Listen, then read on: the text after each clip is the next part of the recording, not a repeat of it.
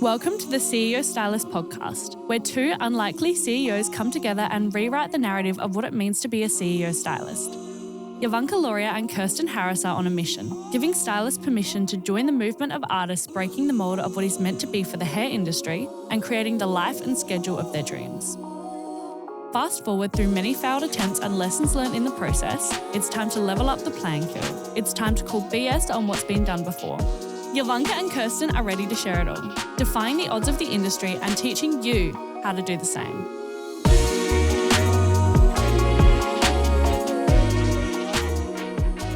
Welcome back, listeners. My name is Kirsten and I've got my beautiful friend Yovanka here. Hi guys, how are you? So we're at episode 3 and today we're going to talk about marketing. Actually, no. We're not just going to talk about marketing. We're going to talk about how effective marketing can really drive growth in business. And it's such a broad topic. It really is a broad topic, and so much so, I mean, this is what my business does, but I've also made lots of notes so I can make sure that I cover every aspect, of knowledge that I have without making this boring for our listeners. So, people say, what is marketing? I want to really explore that today and describe and explain the various types of marketing in business. And help break it down. Yeah, so feel free to chime in and ask me any question you like, along the way. Sounds good. So you can pretend that you're our listeners. Marketing is one of my favorite topics. Yeah. Okay. So let's start off. What's marketing to you? Well, if you asked me about 3 years ago, it would have been very different to what it is today. All right. I think 3 years ago when I got in, and I was at that time when Instagram was really our source of marketing. It was only a part, a little piece to the puzzle. Yeah.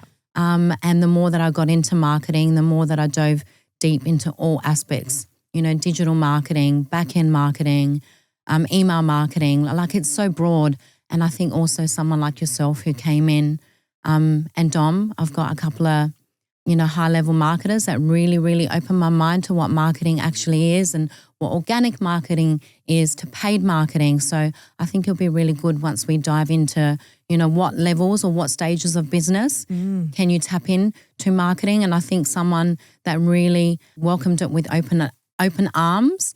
And it's so funny because in the beginning, like I'll break down what marketing was to me, and it was a little bit more outside of digital marketing. And it was something, like joint ventures and collaborations and social media and things like that. That's where I started off with marketing.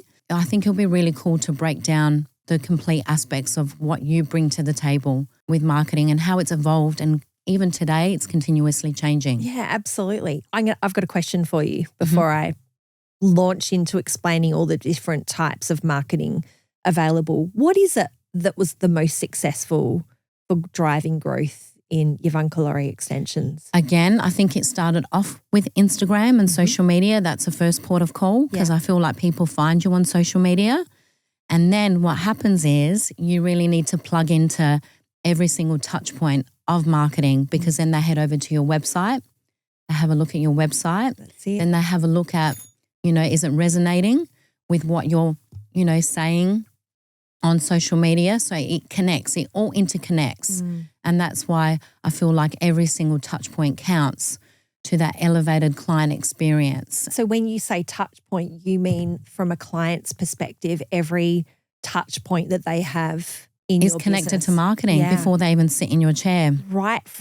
I'd say right from Instagram, online booking, email marketing. The whole experience. How they find you on How Google. they find you. Yeah. Because I tell you what also happens coming from an artist or a service provider, by the time if you can convey your message clearly and continuously, by the time that they sit in your chair, guess what? Your work's already half the work's already done for you, and then you can show up in a beautiful way where you can operate and do what you do best because the automated process of marketing is what's so genius about what's available. And I think a lot of artists or service providers, from what I know, haven't really tapped into the complete realm of marketing. So I think it's good for you to start on explaining what digital marketing actually is. Let's blow this up. So it's not just digital marketing. I'm going to go marketing first of all. I think let's talk about all the different aspects of marketing, and then we might branch into specifically what my business does.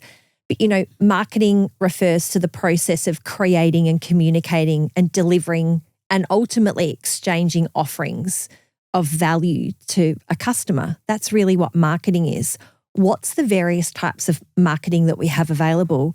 Well, of course, digital marketing. So digital marketing is through social channels, social media, email, search engines, website, and mobile apps. That's what digital marketing is. So if you think about that broadly, look at within digital marketing, social media, just as an example, look at the various avenues that we've got. So that's why, my business is digital marketing strategy, but there's so many other avenues that you can go down. There's something else called content marketing. So content marketing is creating and sharing valuable, relevant, and consistent content to attract and retain a certain customer base. So that's, content marketing is another aspect of marketing. Then we've got social media marketing, which most of our listeners will know because we're pretty much on TikTok, Instagram, Facebook most of the time, Twitter for some businesses, LinkedIn for some businesses, but that's a way in which we can promote services. Then we've got influencer marketing. Have you ever tried influencer marketing? Sure have. How did that go for you? For me, I found working with micro influencers worked for me rather than I did tap into a few high-level influencers, and that didn't always go down as well. And I think it really comes down to, like, now I'm in a position where I do have a few micro influencers, but they really love what we're offering. Yeah. So it kind of can get a little bit blurry if they're doing it just to get paid. Yes. And I think, everyone's so savvy now. Clients out there, people that are watching, they're tuning in to who's doing it for the money and who's doing it because they genuinely love the product. I think more authentic. Yeah, absolutely. So let me explain. Influencer marketing is leveraging the power of other people's social media. So we've got what Yo was just talking about, micro influencers versus macro influencers. I think in today's world, to be more natural in your approach, micro influencers are definitely the way to go. But being strategic, I know in my businesses I've been caught before where that's right, someone with a big profile and we rank them based on their followers, and the mistake that is quite common. I've been there, I've done it. You go, oh my God, they're beautiful. They've got the hair, they've got the look, they're on brand. And then it's not until, a better offer comes along. 4 months. No, it's not even that. You're 3 or 4 months down the track of and they're not doing business, what and they're not delivering. And it's not their fault. It's just when you start looking at their insights and you realize that 95% of their followers are not your target market. 100%. Yeah. So I'm like really cautious now about subscribing to influencer marketing for that reason. Likewise. Yeah. Email marketing is another journey. That's another big passion of mine, and something I'll talk a little bit more about. But that really is, we've all been in that position where we've experienced a service with a business and you never hear from them again. The power of email marketing, and people say, oh, email is out, it's done. But, it depends on what your expectations are around that. So I always say to my clients, if you can get a 20 to 25% open rate on an email, you're winning. It's just part of the marketing machine. It's part of marketing. It's not I like how you phrased it. It's not the marketing. No. But it's part of. It's part of the touch points and how we open this podcast. Event marketing is another journey that some businesses will take. So it involves trade shows, VIP nights, conferences, product launches. I mean, in the hair and beauty industry in particular, they're epic at doing product launches. I mean, they pretty much have a party for any new product or, brand that they're launching. So I think at trade shows, we have annual trade shows every year. So that's another way of, form of marketing. Direct marketing. So direct marketing is through individual consumers. So that's like a B2C concept. And then there's brand marketing. So strong brand identity and promoting it through various marketing channels to establish a positive reputation. So that's kind of like what I thought of in terms of aspects of marketing. But I really wanted to shine the light today on digital marketing because I think that that's a concept that's relevant to all of us that are listening, and it's such a broad term and there's so many different strategies to it. So let's unpack that. You happy to do that? 100%. I mean, you've probably got just as much experience as what I do in parts of this through growing your brand as well. For sure. Like it's had epic growth over the last 5 years. The strategy is the key. The strategy is the key. And ultimately, you need an effective and a successful marketing campaign starts with who are you selling your services to? So identifying who your audience is really key. That's what I've noticed with a lot of the businesses that I work with.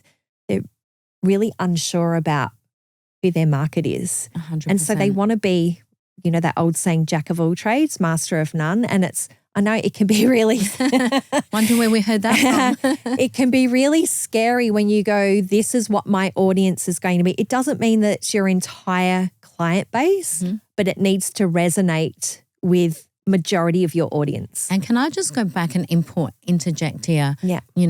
Helping mainly even our industry and outside of our industry understand even what a client avatar is. I think when I first heard that term, I didn't actually realize the power behind that little project. Yes. Of completely understanding who your target market is. Yes. Because to me, once I went through that process, which we can touch on as well, yeah, how that works, but it was also like a form of manifestation for me. Because once you get really clear on who your market or who your target, audience is, you end up attracting that person rather than waiting for that client to come to you and find you, because then you're not really aligning with someone that aligns with your values and what you want to do. You're really at the beck and call of what their expectations are. Yeah, client avatar. So that's definitely a journey that I start all my clients with. And a lot of people do question the process. Why? Like, why when I've already got an established business am I doing this? You should know this, Kirsten. You're the marketer. But it's different for everyone, and I can guide, but what happens if I'm wrong? Running a digital marketing agency, I could be right off tap in terms of focusing on that target market. So you're right, it's really about manifesting. Even if it's not the right client today, it's transitioning to that. It's like, who do you want to be? And I can speak from experience from blow dry bar days where that market, that client base that we had was not our future client base. And that was scary. And it changes. That was scary. Like that was a scary proposition to go, that's not who I want to attract in the future. What did we have to do to transition to that? It was really about focusing on who were we going to target. That's right. And if you get down to the nitty gritty, it's insane when you can actually, it's like almost sharing what interests you into who your client's going to be, because it's like it goes down to, pinpointing where do they shop, what do they wear, where do they like to eat, who do they like to hang out, what's their interest. And I think when you start pairing all those little details is really effectively you're putting out people, again, like I said, that are your client base, that fill your creative cup. And I think I sent you a message the other day. Remember, we often speak about this. It really does come down to when you're servicing anyone and everyone. Hang on, let me bring this up because it was really important. Remember when we do chat a lot though, right? Like nearly every day. I know, and clearly I don't have and problems. And we're not talking about maths. I know that because you don't watch it. So I can't share that story with you. So we have to talk about meaningful subjects. and I remember dealing with clients that didn't align with our values. Ultimately what it does, it creates more chaos. And then you end up getting so depleted. Like by the end of the day, you could have, 10 clients who are not aligning with you, and how much more exhausted do you feel at the end of the day rather than having less clients, but clients that you actually connect with. And what happens to you at the end of the day, we've spoken about this many times. You're like, I can actually work 10 times harder and I'm nowhere near as tired. That's it. Because you're loving... Because you're loving what you're attracting as well. You're loving that energetic transaction that we speak about and that connection. And it really does come down to that one simple, phrase of knowing who your target market is. So you found that when we did that together, that client avatar, although you've got a very established business, and I'm certain that you're 99% on point with your client base. But what what did you learn about that process of building out that client avatar? It was great. It's always a great process because you look back 2 years from now and it continuously changes and it evolves. So you keep dialing it in. I think it's a really good exercise to do, every what would you recommend? Every couple of years. Every couple of years, I agree. Definitely. Because you evolve and grow in that time. Yeah. And it might not be, like I always recommend you might have 1, 2, maybe even 3 different client avatars, as long as the message is different for each. And the majority of yours comes from that, that core avatar. So that's going to drive most of your business. That's really important. But yeah, it's an interesting journey. We use that. Like, we don't do it for shits and giggles. We do it for intentional reasons. We use that data and we build out essentially your avatar or your audience, in Facebook, in Meta. So that's what we're using that for. So, and the more love and the more knowledge you can give Meta, the more successful you'll be. And just to touch on that as well, do you want to explain what Meta actually is? So, Meta Business is really what was known as Facebook Business. So they changed their name a couple of years ago now. So it's now Meta. So it's all owned by the same. So you mean like Instagram? Yes. All the major. So Meta Business, Meta owns, Meta is Facebook and essentially. Instagram, not TikTok though. No, not TikTok. Okay. So TikTok is owned by a business called, a brand, a company actually. I mean, this could be a bit of scandalous conversation given if anyone watched 60 Minutes a week ago, but TikTok is a Chinese brand. So, there's a lot going on in publicity in the media at the moment about the intention behind TikTok, and we can talk about that down the track. But yeah, that's Dance Byte. That's they produce the stats for that. So Meta produces stats for Facebook and Instagram. Yeah. So fascinating. We'll pause on TikTok. We might come back to that if we have time because it's a pretty interesting topic.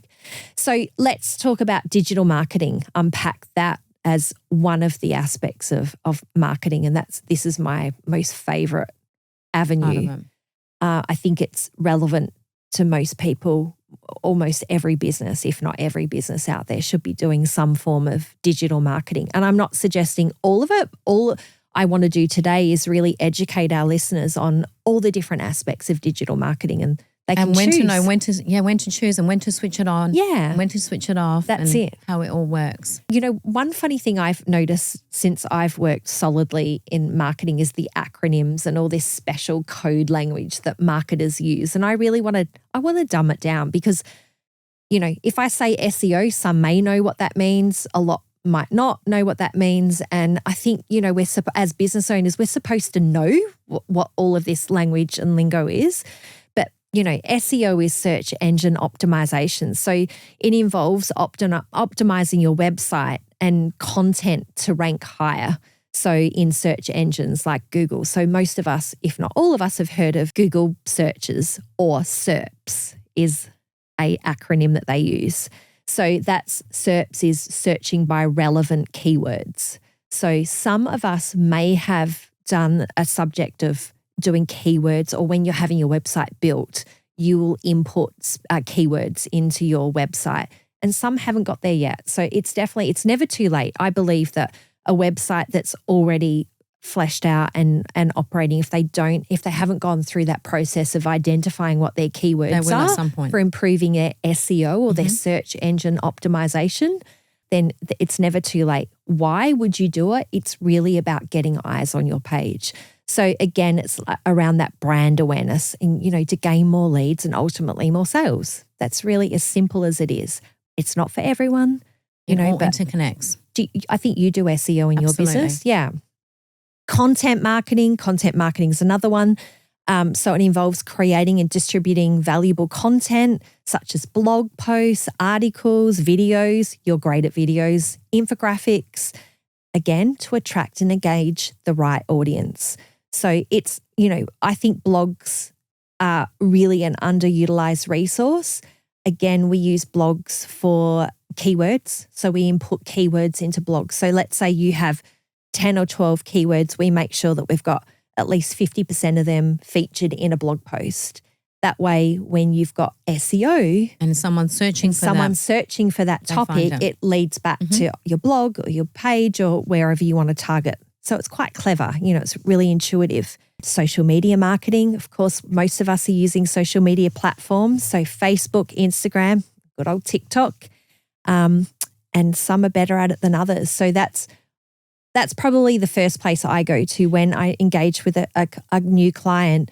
We always look at their social media marketing. Of course. Can I ask you a really important question? Sure. Do you feel like also with this generation, everyone's so heavily focused on social media that they're putting all this overwhelm and stress and pressure, and they're forgetting about systemizing the back end of what you're saying, which alleviates the stress of having to put yourself on social media or your business on social media as much once you learn how to interconnect everything in the background? Yeah, but I think it's the knowledge. So I think that for most, they're doing what they believe is the right action for their business. So it's not until it takes, I guess, a professional to look at it and go, this is how we can merge it together. This is how we can make it look better, connect the dots in essence. So, but for most, like I find a lot of businesses are really quite good at Instagram, less about Facebook. And I want to talk about Facebook and the power of that because it is a personal interest of mine. But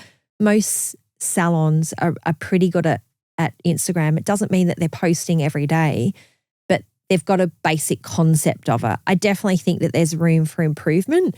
It's not until you do, as you say, connect the back end that you realize the power of getting that right or not posting at all. I think that my biggest pet peeve is when social media accounts aren't on brand. The photos are fuzzy.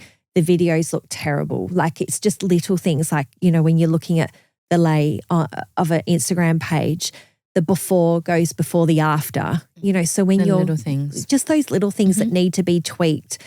But I think there's so many good online tutorials to educate all of us on how to take better photos. Your girls do an amazing job in your salon. So much more knowledge out there. The minute they do that, the minute that they create better images, better graphics, have a stronger brand message, I do think that you will, you'll just by sheer fact that you're on the right path, you'll attract more of the right customers to your page. Of course. So, there's nothing worse than seeing, if you're a hair salon, your images aren't reflective of actually what's walking out the door. Why put it up? Don't put it up at all. The notion of with Instagram, you have to have 32 hashtags, gone. We don't need to do that. In fact, there's lots of businesses that don't use hashtags at all. Hashtag is the notion of the hashtags. It's constantly changing. Constantly. They don't like, Instagram actually don't like you overusing hashtags, right? They don't like it. They used to, but now they don't. Like it's just, in fact, it works against us. So they say right now, current is about 5. There's this new thing that, and I'm a bit on the fence with it about this certification, being verified. I believe that we're all going to be forced. I'm sure most of us have read about paying for it, about this verification. Some may say it's a money-making scheme. I don't think it's that. I don't think Meta really need to do that. They're already getting bang for their buck out of paid advertising. I do believe it is to address the identity theft that we have right now, but I'm on the fence about it because there's a little bit involved with doing this certification and getting this blue tick. One thing that has gone out, and I've communicated this only yesterday to my customers, is to update your 2-factor authentication. So important. So most of us would have been using Facebook's security as the 2-factor identification, but because they're moving towards a more intensive security with this blue tick certification, they want us to use third party now. So whether that's through SMS or a third-party app like Authenticator, we definitely need to switch that on because in the next few weeks, I believe Facebook are going to turn their code generator off in their own platform. That makes sense? Yeah. So back to digital marketing. So we'll come back to that. But inside, I just want to touch on this. Inside social media marketing, you can do your posts, your videos, your reels. You can run targeted ads, all of it to drive traffic and increase brand awareness. So when you actually say targeted ads, because there's also a big misconception, do you do it through, the touch point of Instagram where it says boost your post? Definitely not. No. That's right. So I always say that's like having a big pile of cash and lighting it. So no one will see your post. And I'm going to talk about that. If we've got time, we'll talk about that later as to why that's a really poor way of marketing your brand. Don't boost post. In fact, I wouldn't even know how to do it these days. Is it even an option? It is an option. I mean, I know it is, but yeah. It really doesn't work. No, it doesn't work. It really doesn't work. More importantly, it's sharing relevant content pieces and having strategy with your social media, not just posting because I haven't posted something for 3 days. I got to get a message out there. But it's really about having a strategy behind your content. So an education piece, a video, photos, particularly for the hair industry. I believe that more front-facing photos that we can have of our clients leaving with beautiful hair, the better engagement you'll have. Like that's been around for a long time, but that's not going away. And we measure and test that. So, I see a lot of backs of heads in feeds. We don't want to see that as an audience. We want to see front-facing. Don't know why, but the engagement's much higher with front-facing. So there's always those tricks. Again, it's researching those social media tools to learn how to the right angle, pulling their hair forward. So let's say they're not on point for a photo. Don't despair. You can pull their photo of their face forward, their hair over one side of their face, shift their face side profile. There's really a lot of ways that you can do it to still produce beautiful photos. So, but yeah, less about backs of heads, more about front facing, but just make sure it's relevant content. What else are we getting into? Email marketing, which we touched on before. So that's engaging, and that's not only your cold leads, which we can talk about cold leads versus warm leads, but that's also our customer base. So that's where I actually started this conversation about email marketing, where you have an experience with a business. So you never hear from them again. You walk in the front door, you have a service, you invest in that business, you like it, but you never hear from them again. So we're busy people, so we forget. There's and then no follow you don't go through. back. Yeah. Because you'll find something better on socials and you want to try that, because I call it the shiny tools in the cupboard. You want to test it and measure everything. And this is also just touching on that. This is not where you're hammering someone's email and being in their face. It's just that client journey experience that continues after you've left. It's identifying who your audience is and what subjects you need. If it's not relevant to your audience, they will diss you in a heartbeat. So it's really getting in touch with what is it that your audience want to learn more about. That's right. And it's keeping you in the forefront. Yeah. And it's different. So if you've had a customer that's had an experience in your business, don't forget them, because they will forget you if you've forgotten them. They'll move on unless you're really good at rebooking. But, I think today people are busy and they don't always want to lock down to a future date. I'll call, I don't know what my schedule's like. So we've got to get on the forefront of that and make sure that they're in our schedule, right? So it's not that they don't like you, they're just busy and they forget about it. And there's so many options out there. Yeah. And then of course, when they're ready to have their hair done again, they phone, and what the greatest disappointment is, you're fully booked. That's ultimately what our aim is, right? To have everyone fully booked. Another form of digital marketing is PPC. You remember I talked about these acronyms. So PPC is pay-per-click advertising. So that involves placing ads on search engines, which I know that you do that on Google and other social media platforms as well. So the PPC is like you'll get paid there's a fee every time someone clicks. So we see it. So let me explain. On Google, for example, when you might search, let's put hair extensions in. And so if someone is paying for that space, they will sit higher than a brand with organic keywords. Now you're talking on the website. I'm talking on Google in particular. So there are other PPC variations like on other social media platforms, but I'm talking particularly on Google. So we've all seen that where there's sponsored ads. And if you haven't noticed it, pay attention to the space, the logistics of how your Google works, because there's 3 different aspects to it. There's sponsored, and then we've got the right-hand side where that's your targeted brands as well, your targeted in that particular area, and then everything that falls underneath. And you see what through comes up. SEO. Yeah. So you'll see what comes up. So sponsored is above, I call it above the line. So anyone that's paying for that space that's not necessarily in your area, but they're in your community. So they're paying for that space. So let's talk hair extensions. Now I'd say someone to get a sponsored post with the keyword hair extensions, they'd be paying a fair amount per click to hold that data, to hold that space within Google. Or that spot. Yeah.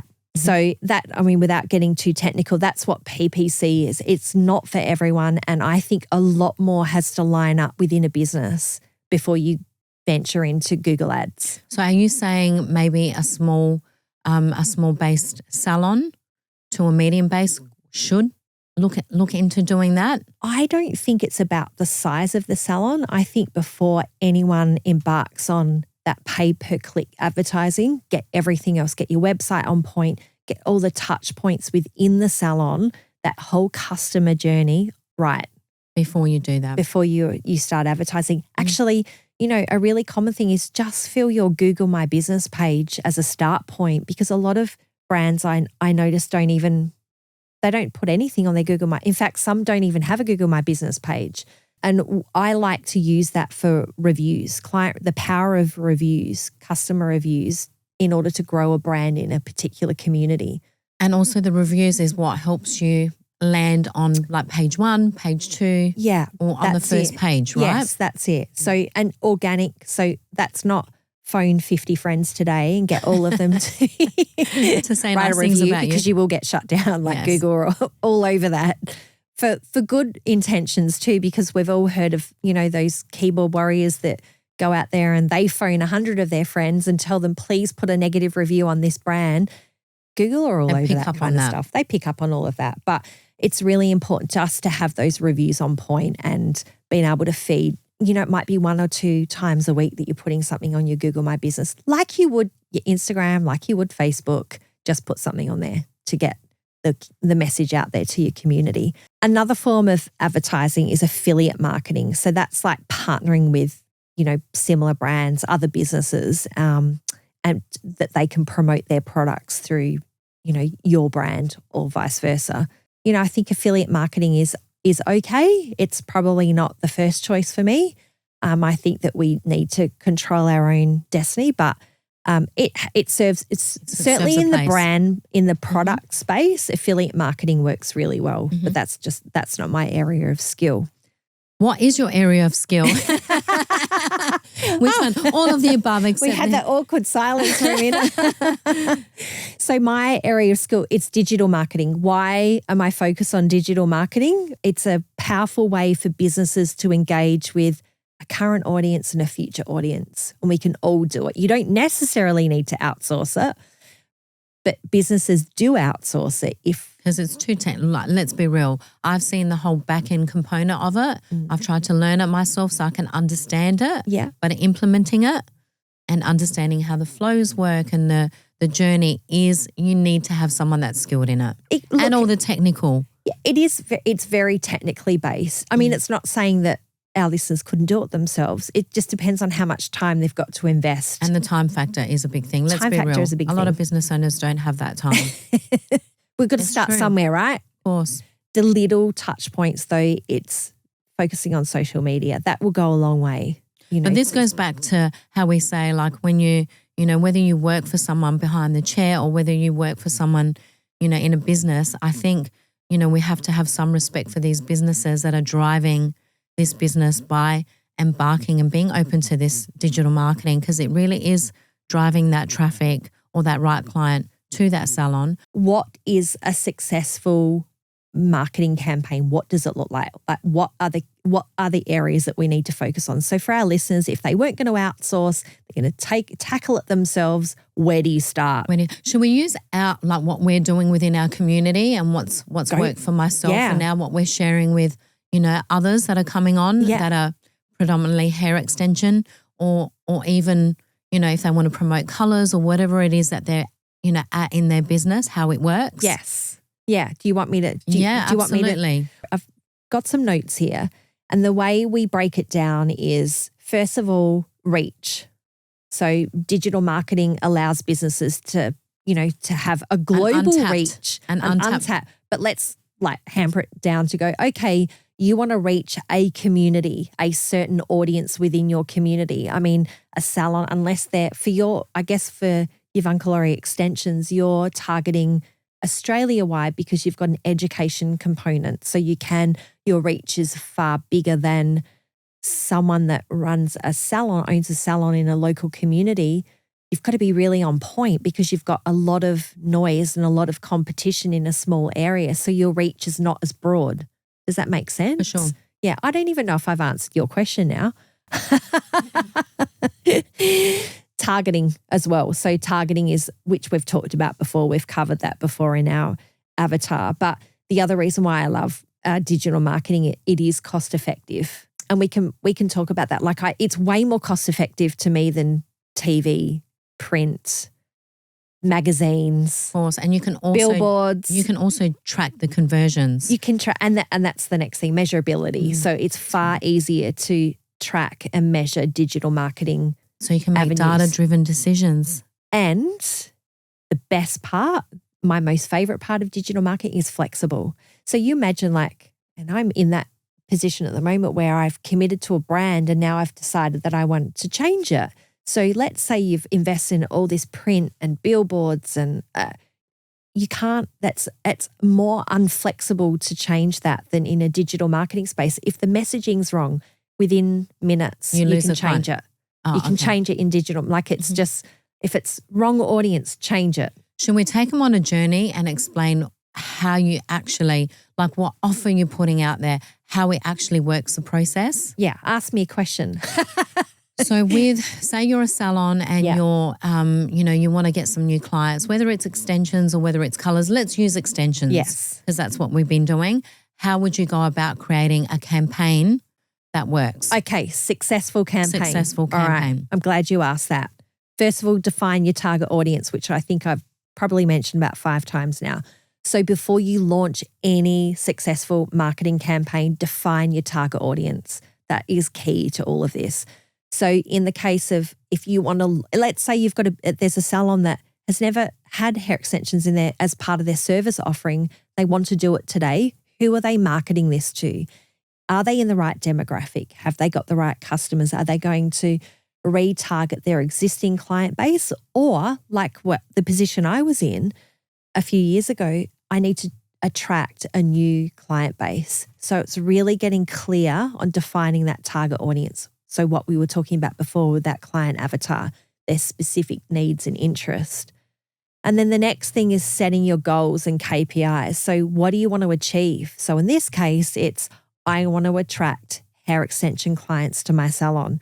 So whatever the goals are, make sure they're specific and measurable. That's really important with this.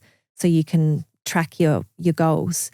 And then develop your key message and creative. So hair extensions, again, what does the visual aspect And when you look say like? visual, this is where you're tying it into what you're presenting on social media. Yeah. And also the actual marketing campaign itself. So whether or not it's social media, whether or not it's in salon, what email marketing, whatever that is, make sure that the visual graphics and the message is developed. That's right. To attract then that. you align that. You use that in the back end of Meta. Yes.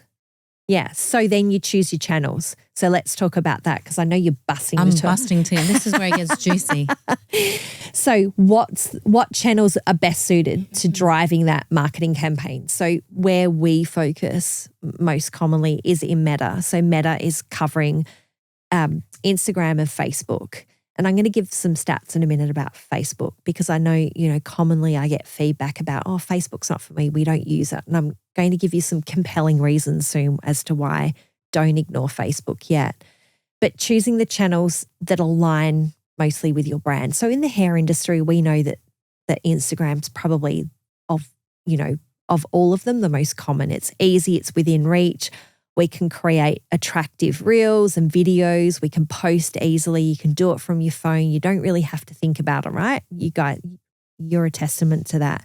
We add then another layer to that in Meta. So when we're I'll just break this down for a minute. When we're creating an ad campaign, let's say it's a paid ad campaign, so it's not featured on your social feed. It's going to be in the back end, or a dark post is what I call it. We'll have the key messaging. It has the graphics. We build out that avatar. We're defining that. We're really clear on what that audience is. And then my ultimate goal is, imagine a bucket or a funnel. We want to fill the funnel with as many cold leads as possible. I say cold leads because you're turning them into warm leads after. Well, they're cold to begin with because let's assume they've never heard of you. They don't know what you do. They don't know what you offer. do. The common mistake I believe that brands make is trying to sell to that audience and they wonder why advertising doesn't work. So commonly I'll get that feedback, oh, I've tried Facebook advertising before, it doesn't work. What is it that you've been doing in the past? And when you said, I don't think there's, and even when, I can come from experience because when I tried it before you, there was never really a strategy. It was more, how do I say it? Say and spray. Say and spray. Say and spray. And that didn't really work. It was when you came in and you really taught me about the strategy behind it. I was like, that's smart. This is the key. Yes. So one step at a time. So it's get your messaging right, get your graphics right, get your audience right, put it out there, create that post that then my goal is for my clients is to create a funnel of leads.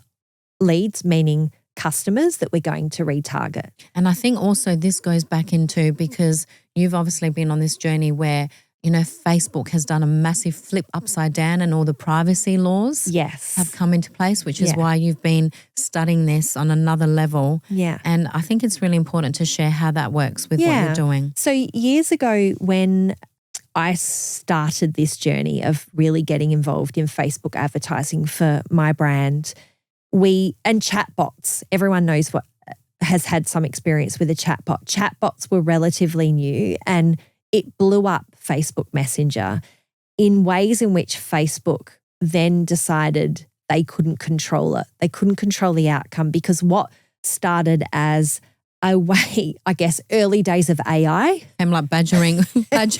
It became like invasive into people's messages. So they needed to, I think it was around 2020, they said, okay, they were bringing out privacy laws anyway. We need to put a stop to this in terms of, because these third-party platforms such as ManyChat, these chatbots, there's a few of them out there, they aren't Facebook owned. So they couldn't control the messaging. And so they needed to, they're all integrated. You can integrate this in with paid advertising through Meta, but they really wanted to control the outcome and make sure that their customer, their Facebook customer, wasn't being intruded by these continual messages.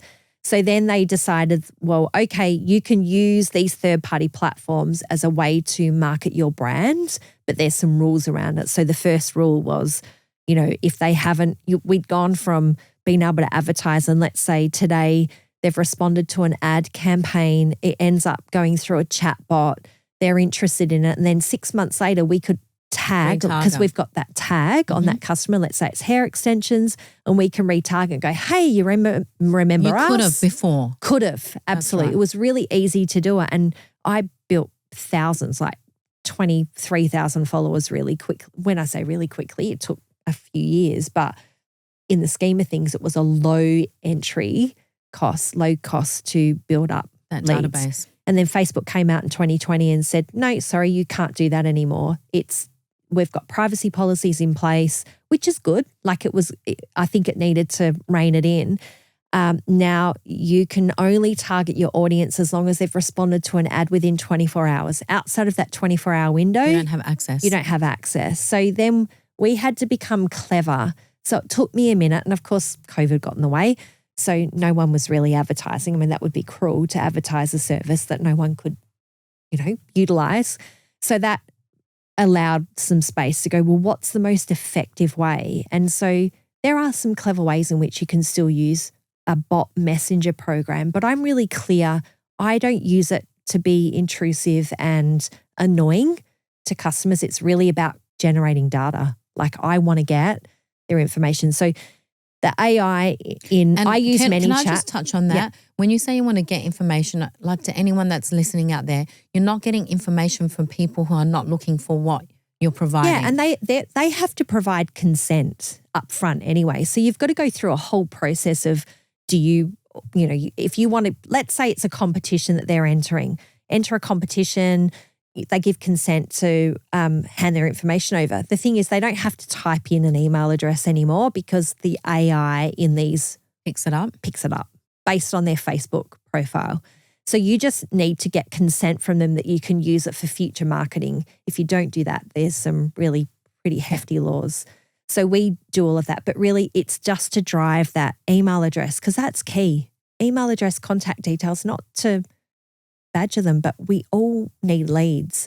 So we know the trigger is they respond to an ad that's of interest. We know that they're looking for it. They're a cold audience that's responded to an ad. We're going to turn them into a warm audience and then hopefully into a client. That's right. That's really the key. That's the strategy. That's the strategy.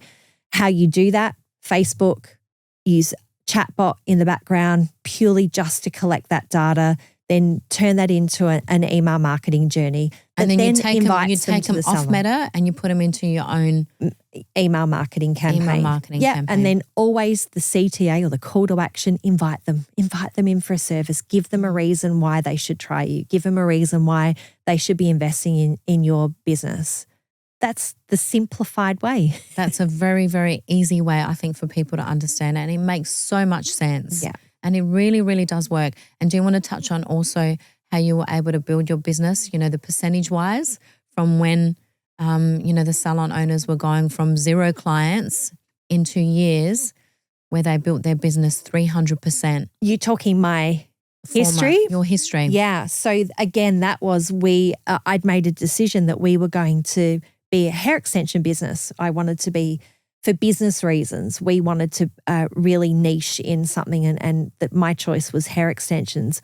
We currently didn't have that market. Like we probably had less than 2% of our customer base having hair extensions and they weren't even extensions. We needed to create that market. We needed to shift their focus to, invest in something that was 250% higher value than what they were currently having. That's what we were dealing with. So really it was about building out the brand awareness first, the reasons why we were going, the features and benefits of what was your hair extension line. Let's be real, right? So the features and benefits of Yovanka Laurie extensions, why we would use them, what's in it for the client. Internally, the message to our key stakeholders was from a business point of view, like it made good business sense to invest in this brand because they were going to make much better money out of it. But for the client, it's really important what's in it for the client. Why would they spend $2,000 on extensions and colour when they were getting something for, I don't know, $400? Yep. So it's really mapping out the features and benefits and what they would get. And it was a win-win. The key was having the right target audience. And how long would you say that whole building time frame took? Oh, it's not like it's because it's slow. different for everyone. It is different. Like if today, even if I had a customer that came to me and said, "This is what I want to absolutely match that," be patient. Like it's a year. Because at the end of the day, minimum. Yeah. Minimum. It takes longer now because there's got a lot more clever marketers. That's right. A lot more competition out there. There's a lot more competition. I think we're definitely riding a wave, aren't we? Like it's, long hair is not going out of fashion. So our consumers are becoming more educated because there are more brands that are tapping into this. So it's really about being clever and being on point in every aspect, not just let's just post something to social and hope that that's right. We're going to have good intentions behind it. Yeah. So it really, I think the key is being patient with all of that and making sure that you've got every touch point in your business set up for success. Yeah. It makes so much sense. I wanted to give you some stats on Facebook because let's do it. One question that I get asked, and I've just literally downloaded this. So this is like hot off the press And can I just say, like 3 years ago, looking back, I was that snob, remember? I was like, I don't get my clients from Facebook. Yeah, that's it. Mine are just from Instagram until I realised how it all ties in. That's it. I have to read this because this is hot off the press because obviously with new data, it's changing all the time. So this is up until February 2023. So literally, 5 weeks ago.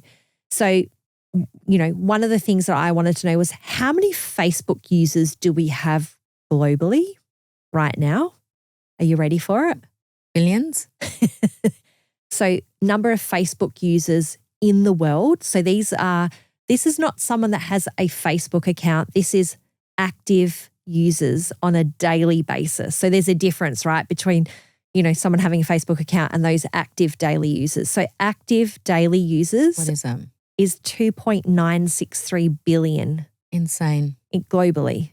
So now let's go to Australia because at the end of the day, that's what we're focused on. So what's the population in Australia today?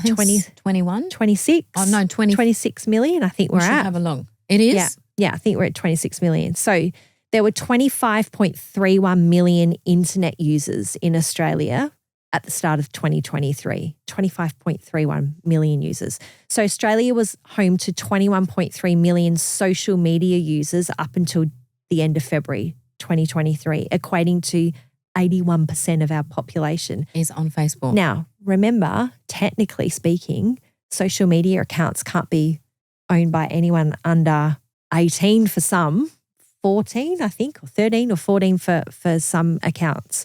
So of that, of the 21.3 million social media users, 54% were female and 45% were male. How's that? Crazy. Yeah, crazy. So let's talk about metadata right now. So Meta, again, just for our audience, is Meta owns Facebook and Instagram. So Meta advertising resources indicate that Facebook had 14.9 million users in Australia up until the end of February. 14.9 million users on Facebook. That's massive. Alone.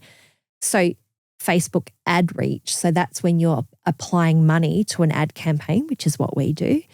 Ready for it? This will blow your mind. Talking about those that say that Facebook doesn't work, 56.6% of advertising is done through Facebook as of the end of January. There you go. Yeah.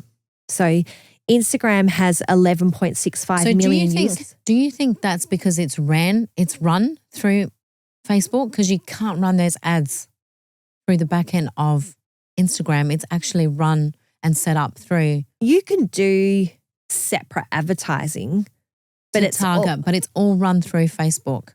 Yeah, it's all run through Meta. Yeah. So you can decide that you're just going to do paid advertising on Instagram or paid advertising on Facebook, which I imagine there'd be some brands I find that so fascinating because even hearing my daughter the other day, I was supposed to put up photos on Facebook and she's like, Mum, I thought you were cool. You can't put photos up on Facebook.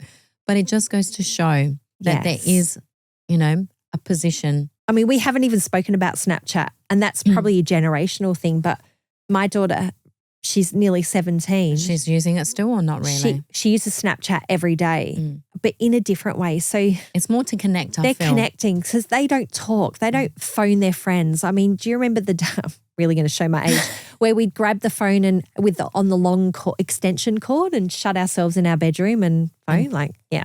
Anyway, our kids are not doing that. They're not even really talking there. I watch what my daughter does. Like they are taking photos and it's without text. So, and they've got their own unwritten rules about this on messaging, off. I don't know what it is. I don't really understand Snapchat, but that generation aren't really driven yet to use Facebook. Will they be in the future? I mean, a lot of that depends on what they choose to do in their business, but Facebook is still so untapped in terms of paid advertising campaigns. It's definitely a different platform. It's a generational thing in terms of using it to connect. Our kids are never going to use Facebook really to connect, but using it as a platform to drive business and generate business. Is a whole different thing. Yeah, is different. Yep. So Instagram had 11.65 million users, which is massive. And with Instagram ad reach in Australia was 44.3%, which is huge. And then TikTok. So this is figures produced by ByteDance, which they own TikTok. They had 8.3 million users aged 18 and above. Oh, I thought it would have been more for TikTok. There you go. So I have no paid stats because I don't think they release that data. I don't think they want us to know that. That's true. So we talked about TikTok before. What's your view on TikTok? I have a love-hate relationship with TikTok.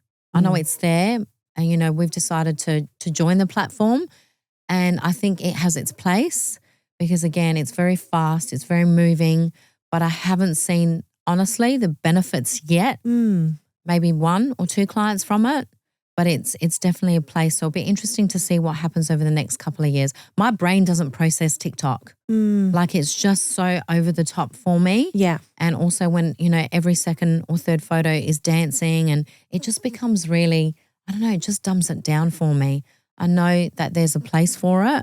What do you feel about TikTok? I don't know. Like, I guess if we ignore, for anyone that listened to 60 Minutes a couple of weeks ago where they're talking about, TikTok was designed to, I guess, Dumb down? exploit, its users and followers. That's kind of scary if we place too much focus on that. But let's look at TikTok as a platform.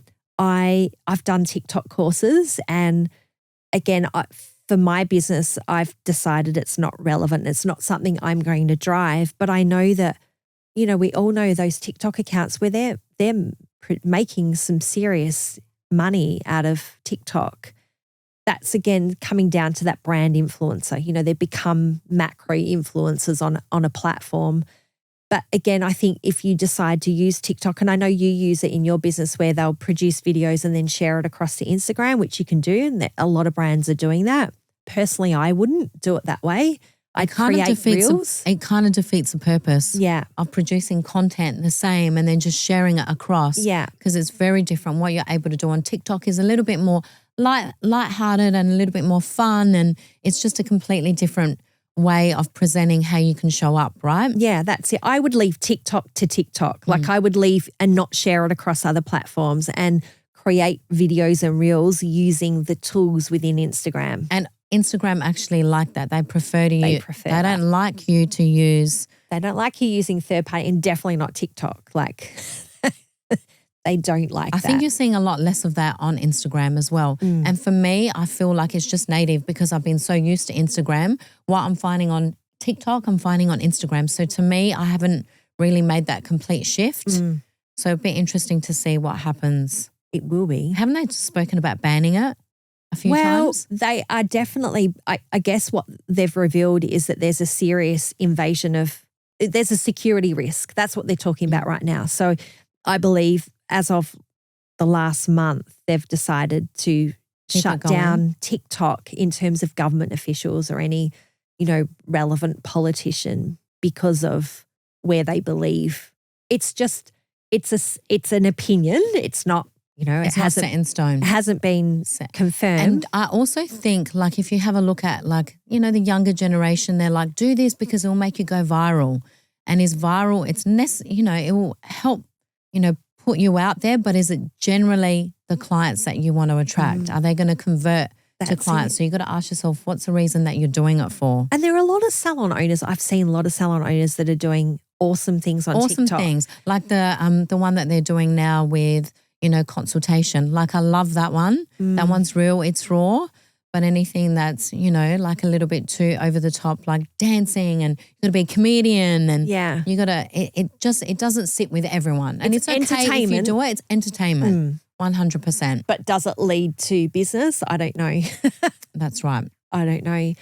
We're going to pull the stats on that one. Well, I was going to ask you something about your tips, because I know that, I love Yovanka Laurier branding, and I love what you guys are doing on social media. But what is your key? Like, apart from the fact I know your girls are all really good at it, what's your top tips for managing this from a salon perspective? It took us a lot of time. I think also now I'm in a position where I can get help, because for me, when I first started, photos were the thing, and then it went over to videos, which I'm really good at editing videos, but then the whole reel thing and coming up with reels, it can get a little bit overwhelming. I'm sure a lot of business owners, you hear that as well, that it can get overwhelming, but it's really understanding your core pillars. And we have, our context. What's it called, Kirsten? That thing that you can download, that, that digital. Scheduling? That scheduling. A scheduling tool? So we have a scheduling tool. Right. That's really helped us get really clear on what messaging. And now we've got all these notes where we, I download some ideas. We get together weekly. So we're really, really conscious of what we're putting out there. We're not putting out just, anything for the sake of putting it out. I think also when you start building a brand, you got to, you have to be a little bit more mindful. I know there's also that talk of just put out. There's a whole group of people that say just put it out there. It doesn't matter what it is. I disagree. I disagree as well because to me, it doesn't have to be perfect. Yes. But it has to be intentional. Yeah. And it has to be thought out. Has to be relevant to what it is attracting. So I feel like now we've got that we've fine-tuned it and we're still always working on it. But I think, it's just the positive response of the clients that, come in, and it's always we found you on Instagram for us. There you go. Unless we're doing target marketing. But that all helps though. So they don't say if it's a sponsored ad. See, they don't even know that it's a sponsored ad. Exactly. So they're the little things that they miss. So a sponsored ad is paid advertising on Instagram as opposed to, your Instagram page that you're just pushing out content on. Both of it helps. For us, it all ends up back to Instagram, whether they find us through paid content on Facebook, it drives back down to our Instagram. Yes. Then it drives back down to our website. And then, like I was saying before, I think because one thing with me, and me, like even now, putting myself out there on social media is a struggle for me. It's a love-hate relationship. Do I do it? Absolutely. But I don't overkill it. I don't want to be, I never set out to be an influencer. To me, I always wanted to be influential in business. And I think that's a key thing. And I think once you realize that strategy behind it, you get so clear on it. And because you have also accessibility to email marketing, you're not so focused just on Instagram. That's it. And I think that's the key. It's taken away that overwhelm because in the background, you're constantly working on that email flow and that connecting with that new client. To give you an example, to bring it back, our business for the last, 2 years can safely say we drive around 20 new clients a month, which is like huge and massive. Yeah. So it really allows you to grow in a way to be able to show up where, you've got that constant flow of new clients. And, some clients are willing to wait. A lot of the time we can be booked out or have a wait list from anywhere, 6 to 8 weeks. Remember before when you first started, how long did you have to wait? 3 months. 3 months. 3 months. 3 months to get in. And ultimately it ends up, some clients just don't get it. They're like, why do I have to wait? But the more that we've tapped into this marketing, the more clients are happy to wait. And if they're not happy to wait, they're really not the right clients for us. That's it. And, we're just so fortunate that with our brand, we've been able to build and teach, so many. We have now, I think, around 30, 35 stockists in Adelaide. So it's created, now I'm not doing it just for ourselves. Now we're also doing it for our greater community because we also have a website where they can log on and, locate a stylist that's trained in our hair and our methods. So it's not only helping us, but it's also helping our community as well. So it's like a ripple effect. Yeah. So smart. So smart. Yeah. So in terms of platforms, what platforms are your girls using? Are they using a scheduling tool or scheduling, this? I guess this is really trying to make it as easy as possible. So for our listeners, where would they go first? What tools do they need to really give, let's say they're going to give their Instagram a glow up? What do you think? So I think for the scheduling tool that we use is Planoly because that way you can plan it out. I think for me, that's what I was going to say. In the beginning, I struggled to put myself on camera. It really did take a lot of time and a lot of hypnotherapy to get over it. But one thing I must admit, I was really good at copywriting. Yeah. So writing. You're very good at that. And I think I've taught a lot of our community as well. Instead of looking at a photo or a video and then trying to think of what content you're going to write, we teach inside of our community to really build out your copywriting. So really sit out and plan out, your pillars. What are your core pillars? For us, just to give you an example, ours is, education, makeovers, wellness, a little bit about personal branding. So it all ties into that. And then I break down content writing. So you touch on each of your pillars within the week in your content writing? I do it monthly. Right. So what I do, we have a running Google Docs and I sit and I write content. And I was even doing that before I had my girls. Right. Because I think, this is a good little exercise even before they get to work with someone like a digital marketing agency. If you don't have your key messaging, no one's going to be able to create it for you. And I think that's what a big disconnect is. So what we teach is sit and write and really think about from your core what you're trying to say, who you're trying to speak to, write out your copy deck writing, because then when you match up that video or that photo, you've already got your key messaging and it just simplifies it.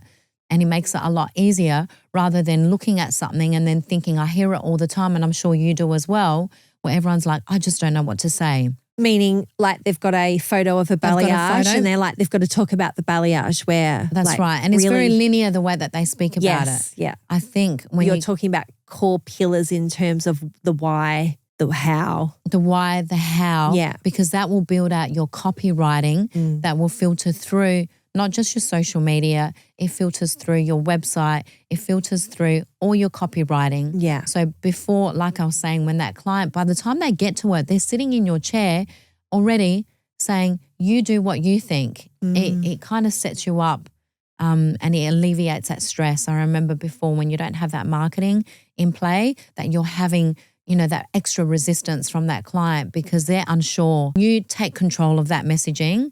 They're really coming to you as, a specialist. And, it's like you, when you go, pick a doctor or you go pick someone, and how many times do you go sit there? You don't tell them what they're doing. No. You go there and you're like, what do you think I should do? Okay. So that's being an authority in a particular, that's what you're trying to say, in a particular subject. For sure. And I think also like you've touched on a really interesting point because it kind of brings back memories of my salon days where you get a photo of a before and after and it might be a lived-in blonde or whatever, and you feel compelled to talk about the colour, blah, blah, blah, blah, boring, boring, boring. And it's like everyone's doing that and who cares? It's really about that, the authority on the subject of ultimately what would make them come to your salon for a service. So have we touched on everything? I feel like we could go on forever with this one. I just wanted to wrap it up by saying that don't get stuck in the overwhelm. I get a lot of clients that are at that point where they're like, I just need help and I need it now. And it's really having patience and just turning on one thing. If you can master one thing at a time, like, of all the messages that we've brought to you today in this podcast, it's really go and be a master in Instagram. Go and do something really cool in your own Instagram. Don't copy what others, don't follow trends. Do what you believe is centered to your brand and your pillars, in essence, is what Yo was saying. And, if you need to outsource it, then of course, always outsource the areas that are beyond your capacity to look after. So that's where a digital marketing agency comes into play. So yeah, we're here to help. So we hope that this information has helped. If you're wanting to know more and you're wanting to speak to Kirsten, how do they can get in touch. Oh, sorry, I cut you off there. They can get in touch with us through our socials, which is BDB Group on Instagram, bdbgroup.aus for Oz, or they can reach out to us on email, good old email, because that's not wasted on me, hello@bdbgroup.com.au. And of course, our website is www.bdbgroup.com.au. That's right. And they can also have a discovery call with you where it's not absolutely. Not set in stone. Not set in stone. I'm always up for a chat, love talking to new people. I really, I'm here to serve our hair and beauty industry. So, in ways in which that, if we can surprise and delight our clients as well and really ease that burden, my mission is to free up some time to salon owners. And help them on the path to success in a way that someone that's actually been a part of a salon. I think that's the key thing, because I know I've worked with a ton of marketers and a ton of digital marketing agency, and I think for me that's why I never worked, because that was that disconnect. You understand firsthand, you've built salons from the ground up. Yeah. And I think that's really, really important. And it's also the language, going back to what I was saying a few minutes ago around, I think marketers have this language that's unrelatable to a lot of people. So we true. feel like we need to know it as business owners, but it's, it's simplifying the terms. And you bring the best of both worlds. Yeah, there you go. Can really help. Thank you. Thank you so much to everyone for listening today. We hope to see you on the next podcast. You have an amazing day. We'll see you on the other side. See you, friends.